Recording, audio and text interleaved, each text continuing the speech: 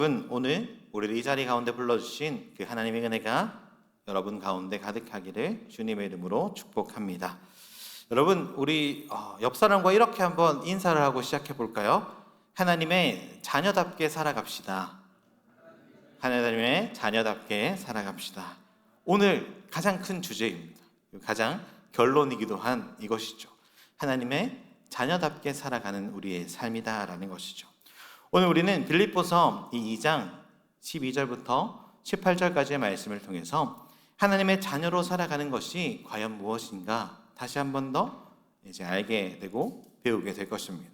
그래서 먼저 15절의 말씀을 함께 읽어볼까요? 15절이에요. 함께 읽겠습니다. 시작. 이는 너희가 흠이 없고 순전하여 어그러지고 거스르는 세대 가운데서 하나님의 흠 없는 자녀로 세상에서 그들 가운데 빛들로 나타내며 라고 얘기합니다.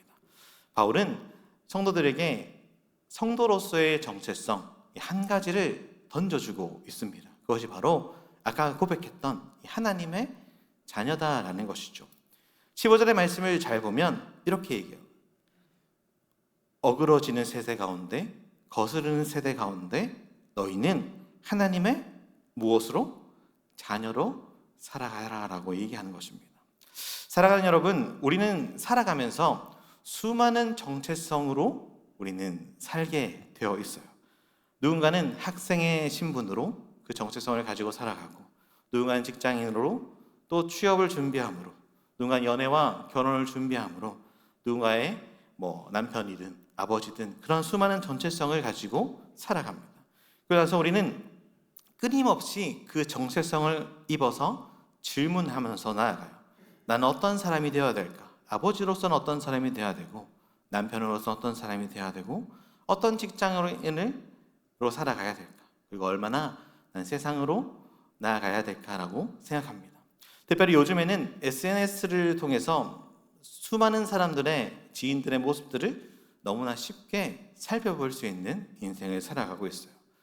예를 들면 친구가 좋은 직장에 들어가는 그것을 통해 듣기도 하고, 누군가 결혼한 소식을 올리기도 하고, 누군가 여행한 소식을 올리기도 합니다. 저 인스타 보셨죠? 제가 보통은 잘 안 올리는데 저희 아내가 인사를 잘 올립니다. 그래서 제가 뭘 하는지, 어디서 사진을 찍었는지 저보다도 여러분이 다 잘 알고 계시더라고요. 그런 것처럼 우리 인스타를 통해서 많은 것들을 접하게 돼요. 그러다 보면 어느 순간 문득 무슨 생각이 드냐면, 나는 어떻게 살아가야 되나? 나는 저 친구처럼 저렇게 행복하게 살아갈 수 있을까? 아니면 나는 어떻게 살아가는 것이 제대로 살아가는 것인가를 고민하게 된다라는 것입니다. 그런데 오늘 우리가 보고 있는 이 말씀에 그러한 수많은 부수적인 것들보다 더 중요한 질문을 하나 던져줘요. 그것은 바로 너는 누구이냐라는 것입니다. 성경은 거기에 대해서 분명하게 대답하죠. 우리가 고백했던 것처럼 너는 하나님의 자녀된 존재이다라는 것입니다. 사랑하는 하나님 여러분, 우리에게 있어서 가장 중요한 정체성은 학생도 아니고 직장인도 아니고 다른 것입니다. 내가 어느 학교에 나왔는지보다 더 중요한 것, 내가 어떠한 직장에 다니는지보다 더 중요한 것이 있는 것이죠. 내가 한 달에 얼마를 버는 것, 그것보다 더 중요한 것이 있다라는 것입니다. 그것은 바로 하나님의 자녀가 되었다라는 이 정체성이다라는 것이죠. 그런데 그럼 우리는 어떻게 하나님의 자녀가 되었습니까? 우리가 하나님 앞에 매달린 것이 아니에요. 나를 자녀 삼아 달라라고 간구한 것도 아닙니다. 하나님이 먼저 우리를 찾아오셔서 자녀로 삼아 주셨다라는 거예요. 어떻게 보면 자녀로 살아가고 싶지 않아도 우리는 이미 자녀로 살아가는 자 되었다라는 것입니다. 성경은 우리가 본래 죄인이었다라고 늘 말해주고 있죠. 로마서 3장 10절의 이하의 말씀을 보면 의인은 없나니 하나도 없으며 라고 얘기하고 하나님을 찾는 자도 없다라고 고백하고 있습니다. 죄로 인해서 하나님과 멀어져 있고 하나님을 스스로 찾아갈 수 없는 존재가 우리였어요. 그런데 그러한 우리를 하나님은 친히 찾아와 주신 것이죠. 그리고 어떻게 행하시죠? 우리 로마서 5장 8절의 말씀을 함께 읽어보겠습니다. 시작.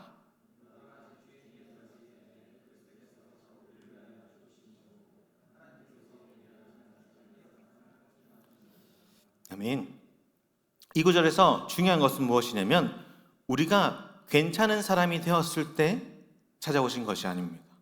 우리가 마치 믿음이 좋아져서 자녀라는 이름을 받을, 사랑을 받을 만한 자격이 주어졌을 때 하나님이 오신 것도 아니에요.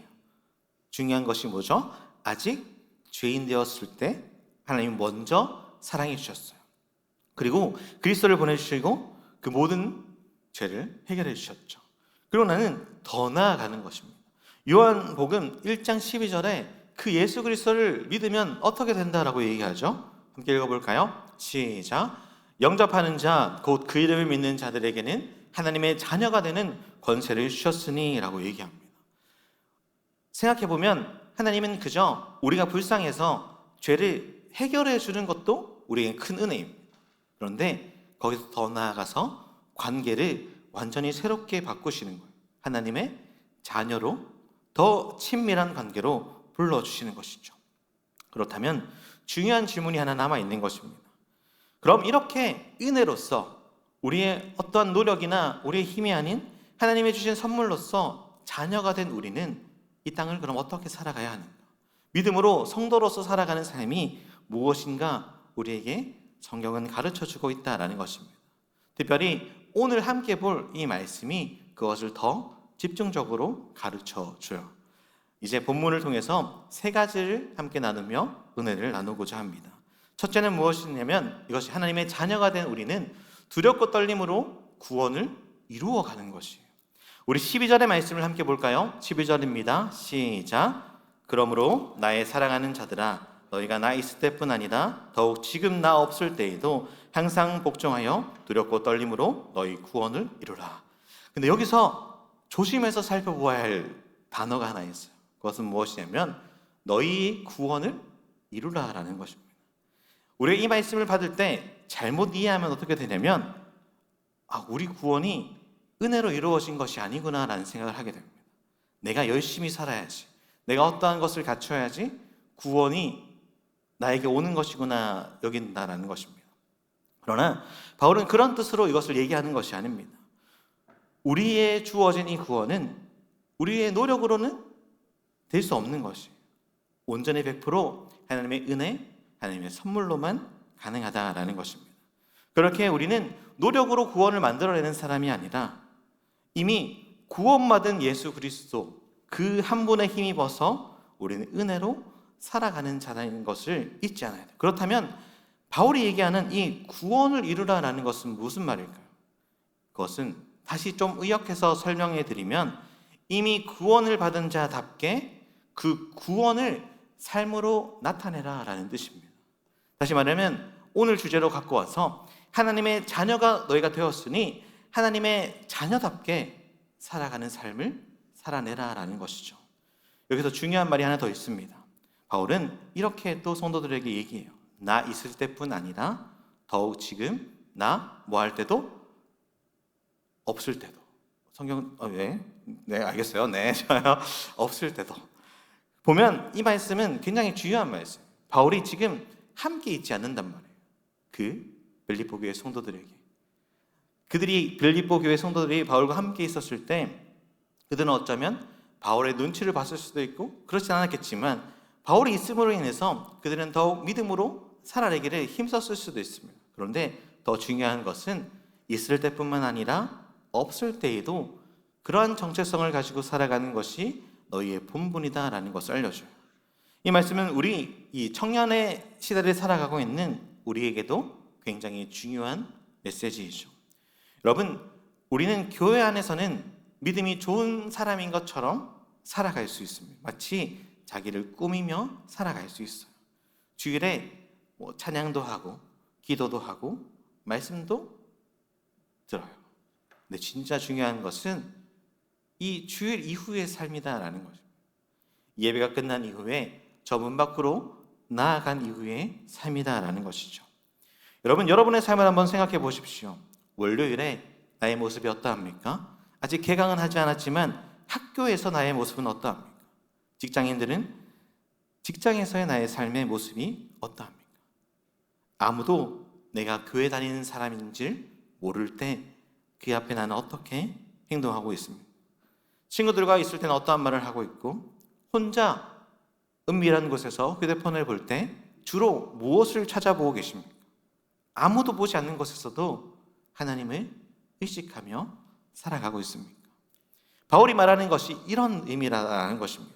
나 있을 때뿐 아니라 나 없을 때에도 너희는 하나님 앞에 살아가는 자녀다라는 것이죠. 여러분, 이것이 진짜 믿음인 것이에요.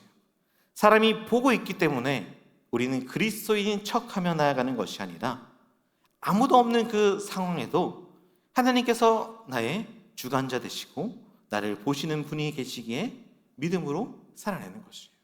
우리 마치 수련회 때 주제처럼 말입니다. 고람데오라는 주제를 가지고 수련회를 통해 보았던 것처럼 말이죠. 이것이 바로 하나님을 경외하는 신앙, 두렵고 떨림이 있는 신앙이다라는 것이에요. 하나님을 경외한다라는 것은 단순히 무서워서 벌벌 떤다라는 것이 아닙니다. 하나님을 하나님으로 인정하는 신앙이다라는 것이죠. 그런데 감사한 것은 이것을 우리의 힘만으로 그렇게 살아내라라고 말씀하지 않으신다라는 것이에요. 우리 이어지는 13절의 말씀을 함께 읽어볼까요? 13절입니다. 시작.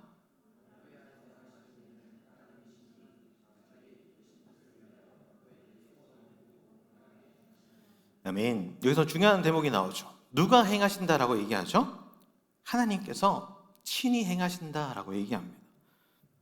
여러분, 이 말은 어떤 말이냐면 우리가 하나님을 잘 믿고 싶은 마음이 드는 것, 생각이 드는 것도 하나님이 하시는 것이에요. 하나님이 우리에게 그런 마음을 불어넣어 주시는 것이죠.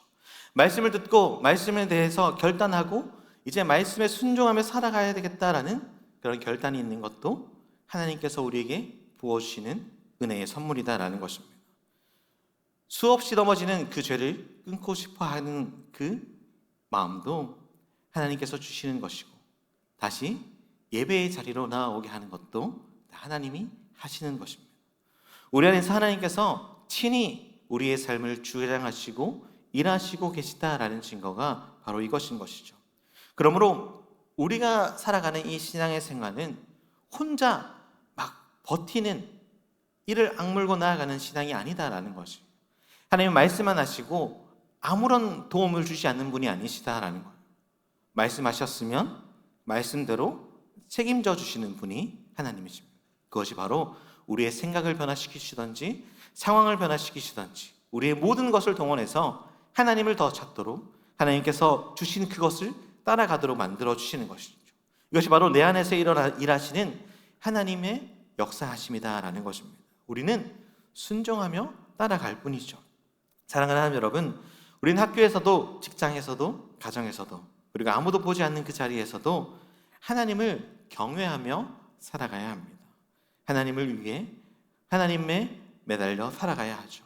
사람에게 보이기 위한 그런 믿음의 생활이 아니라 진정으로 믿음의 삶이 무엇인지를 고민하고 하나님이 나를 부르신 이유와 목적을 발견하여 하나님의 자녀다운 삶을 믿음으로 살아가시는 저와 여러분들이 되기를, 그렇게 두렵고 떨림으로 하나님을 경외함으로 맡은 주신 그 구원의 삶을 끝까지 이루어 가시길, 그것을 통해 예수 그리스도가 나타내는 삶을 살아가시기를 주님의 이름으로 축복합니다. 둘째는 이것입니다. 하나님의 자녀가 된 사람은, 우리 함께 읽어볼까요? 시작. 세상 가운데 빛으로 살아가야 합니다. 우리 14절과 15절의 말씀을 함께 읽어보겠습니다. 함께 읽겠습니다. 시작. 모든 일을 원망과 시비가 없이 하라. 이는 너희가 흠이 없고 순전하여 어그러지고 거스르는 세대 가운데서 하나님의 흠 없는 자녀로 세상에서 그들 가운데 빛들로 나타내며 라고 얘기합니다.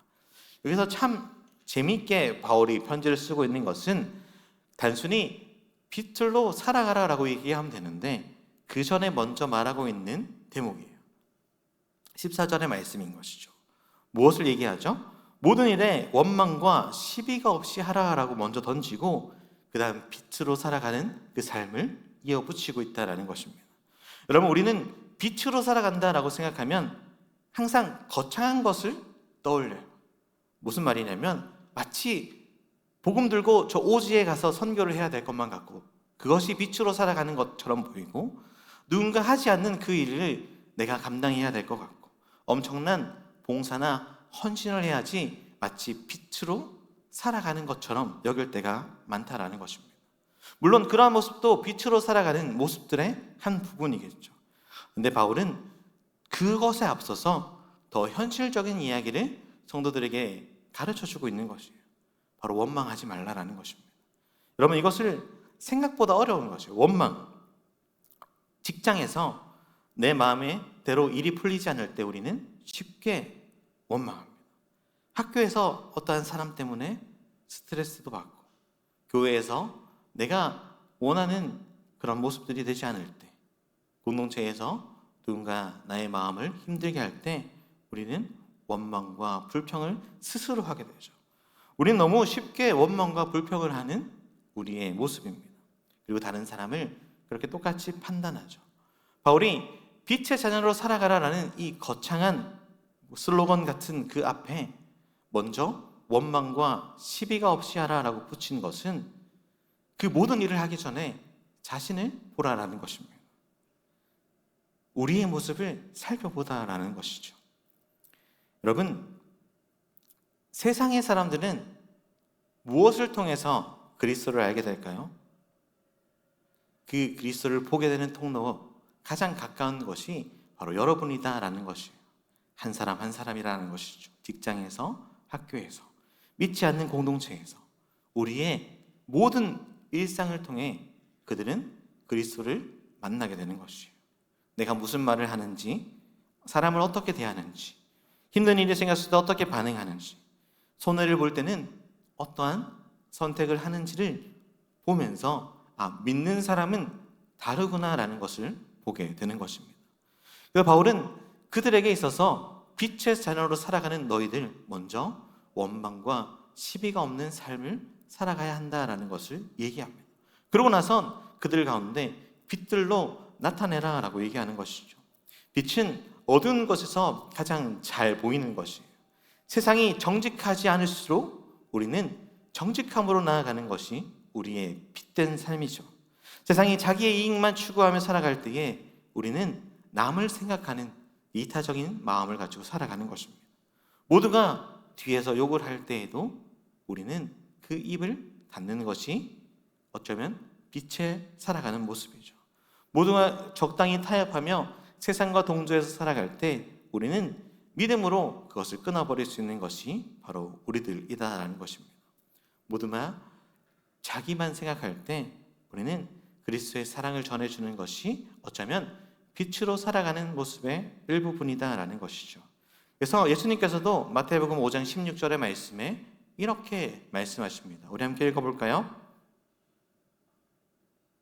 혹시 제가 드리지 않았나요? 제가 읽어드릴게요. 자, 이같이 너희 빛이 사람 앞에 비치게 하여 그들로 너희의 어떠한 행실일까요? 착한 행실. 맞아요. 착한 행실을 보고 너희 아버지께 무엇을 돌리게 하라? 영광을 돌리게 하라라는 것입니다. 여러분, 이 말씀이 무엇입니까? 이 말씀은 되게 어쩌면 무겁고 중요한 말씀이 되는 것이에요. 우리의 삶, 그냥 있는 대로 살아가는 삶이 아니다라는 것이죠. 착하게 살아가는, 착하게라고 표현하는 것이 무엇입니까? 하나님의 선을 이루며 살아가는 것이에요. 즉, 하나님의 말씀대로, 하나님 말씀하신 그 뜻대로 살아가는 것을 이 본문에서는 착한 삶이다라고 얘기하는데, 그렇게 살아가는 우리의 삶을 보고 누가 영광을 돌리게 된다고요? 세상이 우리를 통해 하나님께 영광을 돌리게 된다라는 것입니다. 여러분, 이 본문에서 중요한 것은 사람들이 우리를 보고 그냥 예수 믿는 사람은 참 괜찮은 사람이네 하고 끝내서는 안 된다는 것이에요. 예수 믿는 사람은 그래 그나마 좀 정직하고 바르게 살아가는 것 같아, 여기서 그치면 안 된다는 것입니다. 우리의 삶을 통해서 그리스도가 영광 받으시도록 나아가는 삶이다라는 거죠. 단순히 착한 삶으로 내가 주목받는 것이 아니라 나를 그렇게 살아가게 하시는 하나님께 집중하게 해야 한다라는 것이죠. 사랑하는 하나님 여러분, 학교에서 여러분은 어떠한 모습입니까? 여러분 한 사람으로 인해서 주변에 있는 친구들이나 믿지 않는 사람들이 그리스도를 발견해 가고 계십니까? 직장에서 여러분은 어떠한 삶입니까? 나의 정직함과 말씀에 순종하는 모습을 통해서 그들이 예수님을 보게 하는 모습입니까? 직장과 학교뿐만 아니라 친구들과의 관계 속에서 하나님의 사랑으로 인해서 용서할 수 없는 자를 용서하기도 하고 배려할 수 없는 그 어려운 상황 가운데 배려하기도 하고 누군가에게 하나님의 생각을 심어주는 자가 되고 있습니다. 빛으로 살아가라 라는 이 바울의 말은 너희들의 반짝이는 모습을 보여주라는 것이 아닙니다. 빛을 통해서 다른 누군가를 보게 한다는 것이죠. 여러분, 빛의 큰 역할이 무엇입니까? 빛은 무언가를 보게 만드는 것이에요. 혹시 이 예배당에 불을 다 끈다고 생각해 보십시오. 뭐죠? 햇빛이 들어오겠지만 우리가 끄지 마세요. 방금 저기서 일어났는데 끄면 안 돼요. 끈다고 생각해 보세요. 생각해 보면 아무것도 보이지 않는 것입니다. 앞에 누가 있는지, 내 얼굴은, 내 손은 어떠한지도 보이지 않는 그런 상태가 될 것입니다. 이 빛은 무언가를 보게 만드는 통로가 되는 것입니다. 우리의 삶도 마찬가지예요.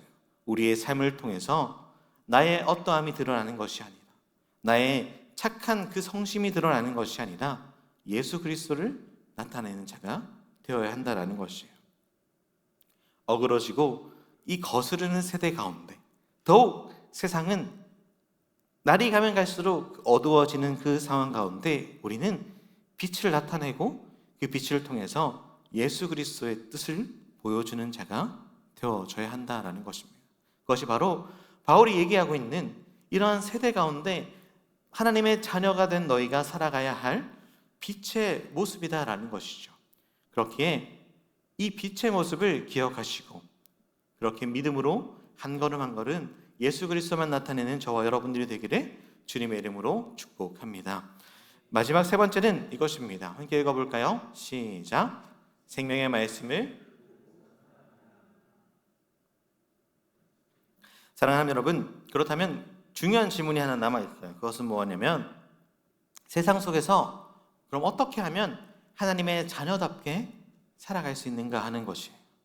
앞에서 바울은 너희가 하나님의 자녀인 것을 기억하고 하나님의 자녀로서 빛으로 살아가라 라고 얘기했는데 우리가 어떻게 하면 빛의 자녀로 하나님의 자녀다운 삶을 살아갈 수 있는가 하는 것입니다.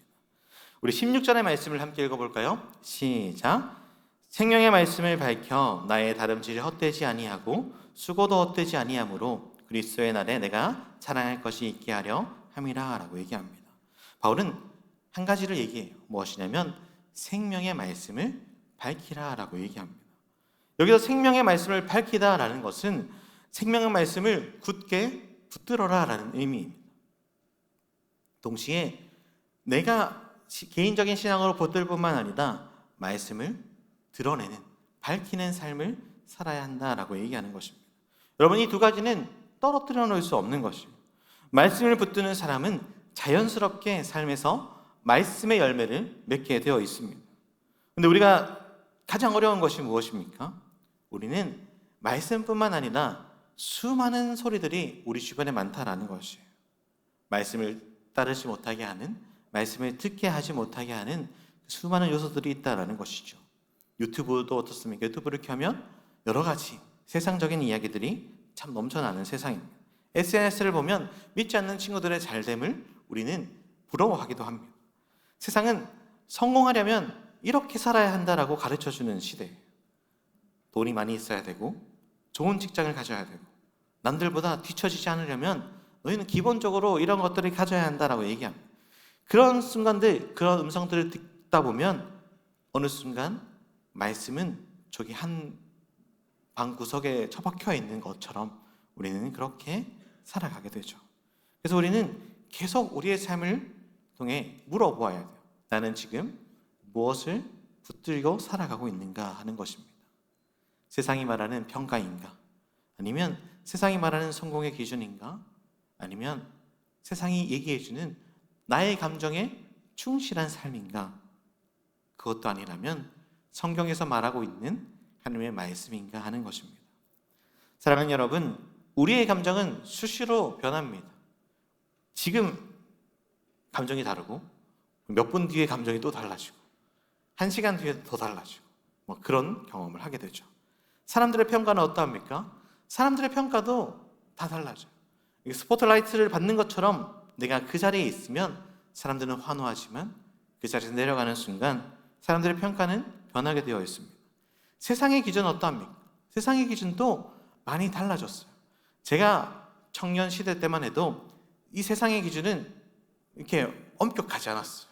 뭔가 그냥 좋은 사람이면 됐단 말이에요. 그런데 지금은 좋은 사람인 것 플러스 능력이 있어야 되고 돈이 있어야 되고 뭔가 있어야 되는 삶을 살아갑니다. 그러나 하나님께서 말씀하신 이 말씀은 어제나 오늘이나 내일도 변함없이 우리에게 주시는 말씀인 것이죠. 바울이 빌립보서에 보내는 이 편지, 이 말씀이 오늘날에도 우리에게 우리의 마음의 양식으로 심겨지고 다가와지는 것처럼 말이에요. 그래서 우리는 인생의 중요한 선택 앞에서 어떠한 것이 아니라 하나님의 말씀의 기준으로 모든 것을 선택하고 갖고 가야 해요. 진로를 선택할 때에도, 연애하고 결혼을 할 때에도, 돈을 사용할 때에도, 사람들과의 관계를 맺을 때에도 사람들은 어떻게 하지? 오늘날 세상은 어떻게 살아가지? 라는 것이 아니라 하나님은 어떻게 말씀하시지? 이것이 먼저 우리의 삶 가운데 있어야 한다는 것입니다. 그것이 말씀을 붙들고 살아가는 삶이에요. 바울이 얘기하는 어조로 생명의 말씀을 밝혀서 내 삶을 돌아보는 것이에요. 그런데 말씀을 붙든다라는 것은 단순히 성경책을 들고 다니는 것으로 끝나지 않습니다. 말씀을 많이 읽었다는 것으로도 끝나지 않아요. 말씀을 내 삶에 적용시키고 복종시켜 가는 것이에요. 나의 생각과 하나님께서 말씀하신 그 뜻이 다르면 우리의 생각을 버릴 수 있는 것이죠. 혹여나 내가 이 말씀대로 살아갈 때 손해가 눈앞에 보이더라도 말씀대로 살아갈 수 있는 믿음이 있어야 하는 것입니다. 그것이 바로 생명의 말씀을 붙드는 삶이다라는 것이죠. 사랑하는 하나님 여러분, 세상이 흔들리면 흔들릴수록 우리는 하나님의 말씀을 더 단단히 붙잡아야 합니다. 세상의 목소리가 커지면 커질수록 우리는 하나님의 말씀을 더 가까이 듣기를 소망해야 돼요. 그리고 그 말씀을 붙들고 살아갈 때 우리의 삶 이 자체가 세상을 밝히는 빛이 되어지는 것입니다. 말씀을 붙들면 우리의 인생은 달라집니다. 방향이 달라지고 하나님의 뜻이 우리의 삶 가운데 열매 맺어지는 삶을 살아가게 될 것입니다. 그러므로 오늘날 믿음으로 살아가는 여러분, 하나님의 자녀로서 빛들로 살아가는 저와 여러분들 가운데 생명의 말씀을 목숨처럼 붙들고 말씀으로 한 걸음 한 걸음 살아내시는 저와 여러분들이 되기를 주님의 이름으로 축복합니다. 말씀을 맺겠습니다. 사랑하는 하나님 여러분, 오늘의 설교 제목이 뭐죠? 하나님의 흠없는 자녀로 살라라는 것입니다. 근데 단순히 제가 이 제목을 저의 의지로 붙인 것이 아니에요. 여러분 성경책을 보시면 뭐라고 적혀 있어요? 2장 죄송해요. 제 성경책이 많이 넘어가 버렸어. 선풍기 때문에. 그래가지고 잘 보면 똑같이 적혀 있죠. 하나님의 흠없는 자녀로 살라라는 것입니다. 여러분 이 말을 오해하면 어떻게 되냐면 하나님을 믿는 사람은 완벽해야 되는구나라는 생각을 가져요. 마치 모든 율법을 다 지켜야지 하나님의 자녀가 되는 것처럼 말이에요. 그런데 우리는 그렇게 살아갈 수 없죠. 흠이 없는 그런 존재보다 흠이 있지만 하나님의 자녀가 된 자들이다라는 것입니다. 우리의 삶을 돌아보면 우리 여전히 부족함을 느끼고 여전히 넘어지기도 하고 실패를 경험하는 인생이 바로 우리들이에요. 그럼에도 하나님 우리를 자녀로 불러주셨어요. 그리고 바울은 자녀된 너희를 향해서, 성도들을 향해서 흠이 없는 자녀로 살아가기를 권면하고 있어요. 그런데 바울은 그 권면을 통해서 정죄함이나 너희가 그렇게 노력해야 된다라는 것을 말하는 것이 아니라 그렇게 살아가게 하시는 분이 있다라는 것을 보여주시는 것이죠. 우리가 읽었던 13절의 말씀처럼 너희 안에 행하시는 이는 하나님이다라는 것을 붙잡으라라는 것이요.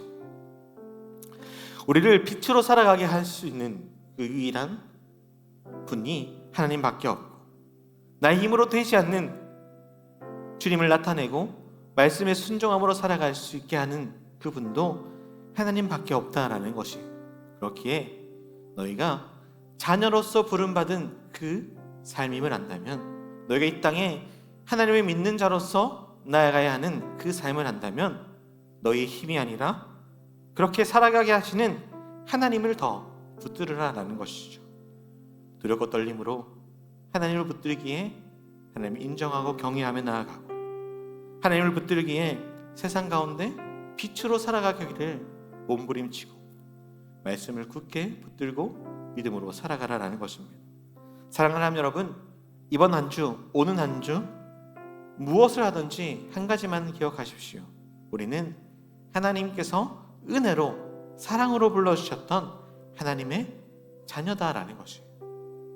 여러분, 하나님의 자녀가 될 것이다 라는 것이 아니라 하나님의 자녀가 이미 되었다라는 것입니다. 그리고 모든 선택의 순간, 모든 인생의 그 걸음마다 하나님의 자녀는 하나님의 의지하고 나아가는 자임을 꼭 기억하시고, 이 세상 정말 믿음으로 살아가기 힘든 세상 가운데 더욱이 믿음 붙잡고 하나님 의지하고 나아가는 저와 여러분들이 되시기를 주님의 이름으로 축복합니다. 우리 함께 찬양하시며